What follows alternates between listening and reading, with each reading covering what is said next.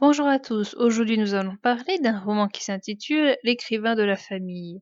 Il a été écrit par Grégoire Delacour et il a été publié en 2011.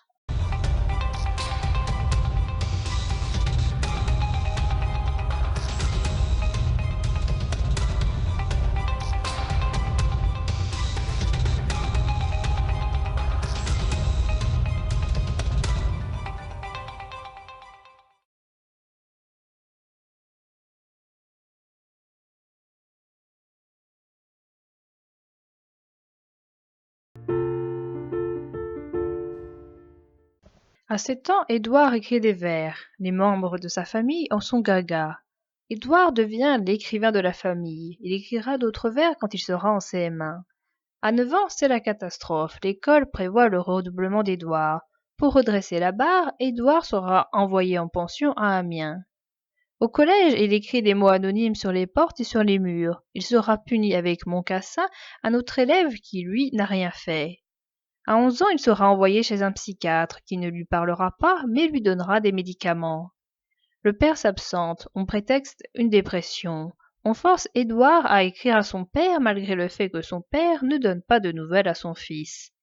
Lors de la fête d'anniversaire d'Édouard et de son frère, Édouard remarque que depuis le départ de son père, la mère a l'air plus épanouie et elle s'approche des autres hommes. Le père d'Édouard finit par revenir, mais il est toujours fourré dans son magasin. Depuis ce retour, la mère d'Édouard n'a plus l'air bien. Les membres de la famille parlent peu entre eux et le silence règne.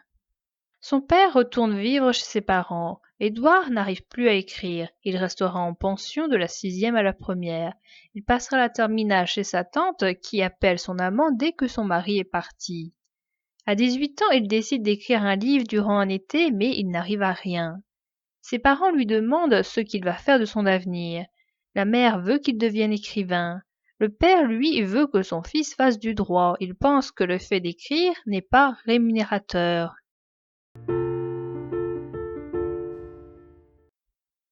Édouard fait des études de comptabilité qui ne lui plaisent pas. Il pense à écrire. Ses parents divorcent et son frère est envoyé dans un établissement spécialisé. Le père va s'installer chez une autre femme qui s'appelle Anna. La mère reste avec sa fille. Édouard rencontre une fille, Monique, qui suit elle aussi des cours de comptabilité. Cette fille a un fiancé et un mariage est prévu. Un jour, Monique va chez lui, elle vient de quitter son copain. Ils se mettent ensemble, bien qu'Édouard dit ne pas l'aimer. Elle veut qu'Édouard écrive, elle arrange son studio pour le pousser à écrire, elle veut travailler à sa place pour subvenir à ses besoins. Édouard part en vacances, puis il s'installe avec cette fille. Il rencontre Mathieu Gallet qui travaille chez Grasset. Cet homme lui dit les points positifs et négatifs de son écriture, et il lui dit de réécrire son histoire. Édouard rentre chez lui et il ne dit rien de sa défaite. Monique et sa famille lui font une fête. Ils croient qu'Édouard va être publié. Édouard se marie, non par choix, mais parce que la famille le veut. Le magasin de son père fonctionne mal, notamment à cause des grandes surfaces qui détruisent les petits commerces. Monique dit vouloir être actrice. Elle veut loger à Paris et suivre le cours Florent.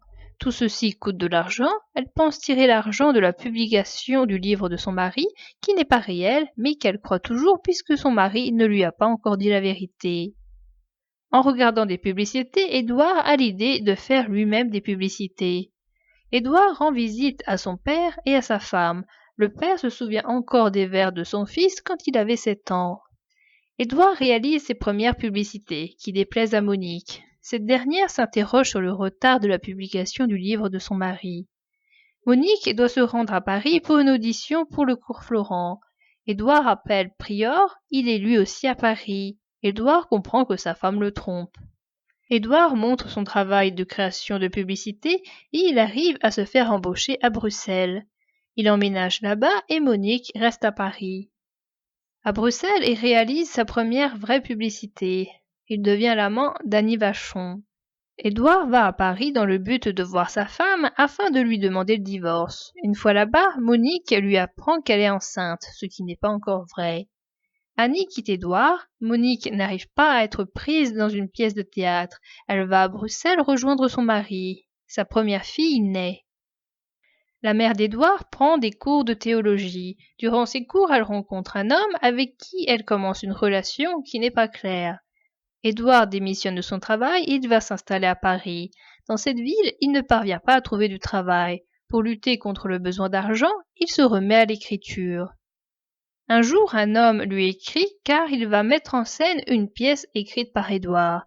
Le même jour, il reçoit une réponse d'une femme qui s'appelle Sylvia et qui l'invite à venir pour occuper un poste de rédacteur. Le lendemain, Monique quitte Édouard. Ce dernier sera pris au poste de rédacteur le jour même. Sa sœur se fait larguer alors qu'elle est enceinte. Édouard pressent la mort de son frère. Il est effectivement mort car il a sauté par la fenêtre. Tout le monde est réuni pour la messe. Sa mère tombe dans une phase de tristesse. Elle abandonne son amant, ses cours.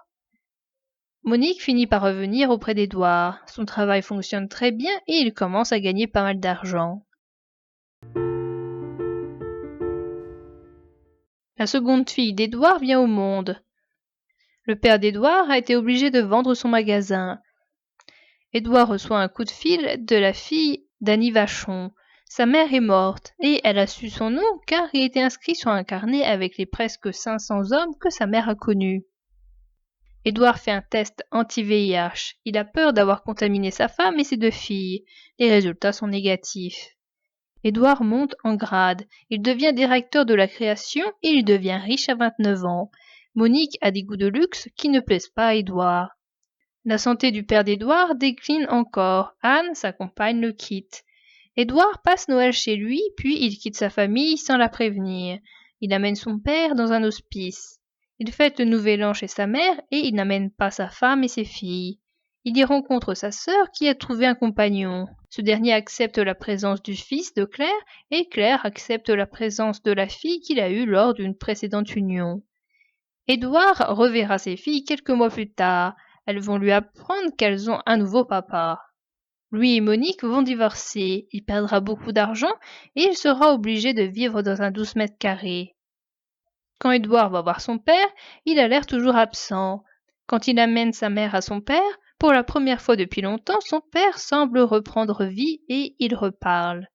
Une fille qui est assise sur une voiture sur le parking de la maison de retraite plaît à Édouard. L'auteur nous donne une histoire en 3 décennies. Il y a la décennie 1970, 1980 et 1990. Il ne nous raconte pas seulement son histoire, mais aussi les livres, le cinéma, les vedettes, les événements de ces décennies. Tout le monde décide de la vie d'Édouard. Il y a ceux qui veulent qu'il devienne écrivain, c'est-à-dire sa mère et sa femme. Il y a son père qui veut qu'il fasse une carrière dans le droit. Enfant, on n'a pas l'air de lui avoir demandé son avis sur la pension. Le mariage a été fait sous la pulsion de sa famille. Les gens veulent qu'il écrive, mais pas pour de bonnes raisons. Ainsi, sa mère veut qu'il raconte leur histoire. On devine que Monique le veut, car elle voit l'entrée d'argent. Ainsi, elle attend la publication du livre et elle demande plusieurs fois où ça en est. Une mauvaise raison réside aussi dans le statut de l'écrivain qui attire les femmes. Ainsi, une femme durant ses vacances sera attirée par lui, car le bruit court qu'il écrit des livres.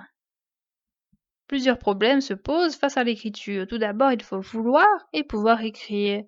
Pour écrire, il ne faut pas avoir de soucis financiers, ou au contraire, il faut avoir des soucis financiers, car ainsi, pour faire face aux problèmes, l'individu doit écrire.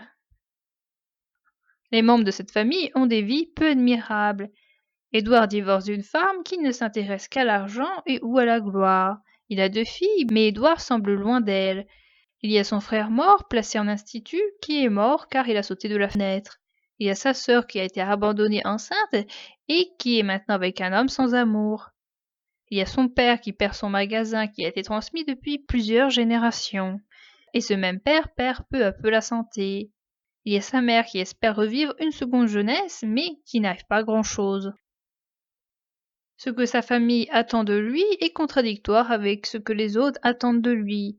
Les vers qu'il a écrits quand il avait 7 ans plaisent beaucoup à sa famille. S'ils avaient été lus par d'autres personnes, peut-être que ces vers auraient moins plu. Écrire correspond au fait de se faire aimer de sa famille. Le monde extérieur peut être représenté par Mathieu Gallet. Il lui montre les points négatifs de son écriture et il lui dit qu'il faut qu'il réécrive son roman.